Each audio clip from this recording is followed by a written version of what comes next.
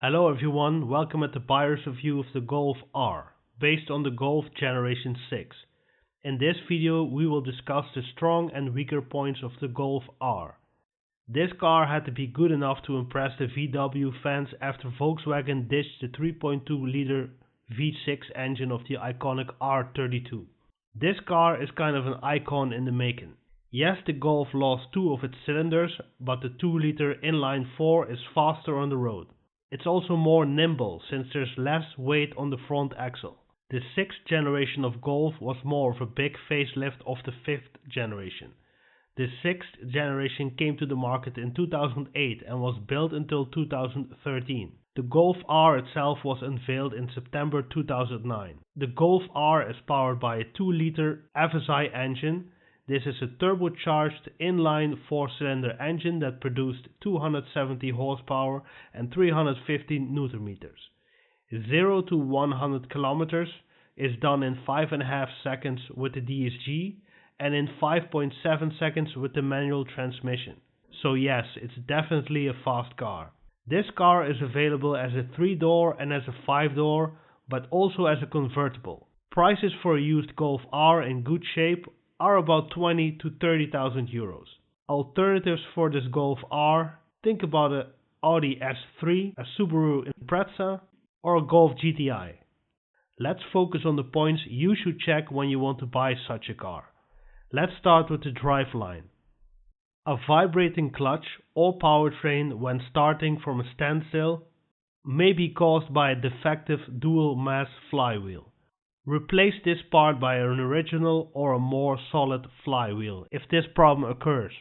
The 6-speed DSG is relatively reliable, but must operate smoothly and tidy. The engines are likely to use a sip of oil from time to time, so check the oil level regularly. The engine of the Golf R has a timing belt instead of a timing chain, so check for the timing belt issues that are known with the TSI engines, like for instance a rattle when starting with a cold engine. If so, replace the belt immediately, otherwise you risk serious engine damage. The carter ventilation is a weaker part when you tune your Golf R. Early models of the Golf R might have troubles with the Haldex 4-wheel system. Best way to test this is go full throttle in a low gear. When there is wheel spin, this is a good indicator that the 4-wheel drive system is defective. Now let's move on to the body and the interior. It is important to check if the Golf have some repairs done in the past, and if so, if these repairs have been done professionally. This is quite a capable car, but there is more risk of damage since this car invites you to drive it hard.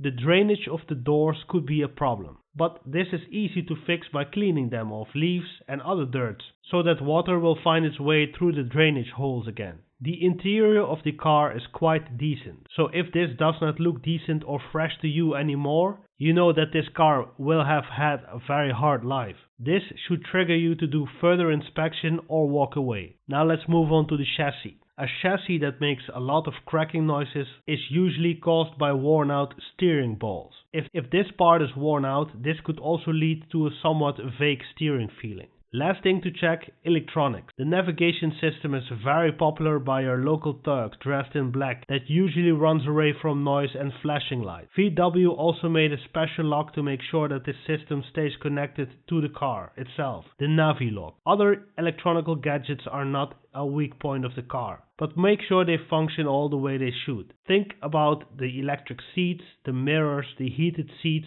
air conditioning, navigation, etc. Thank you for watching this buyer's review of the 6th generation Golf R. If you think these kind of videos are useful, subscribe to my channel for future buyer reviews.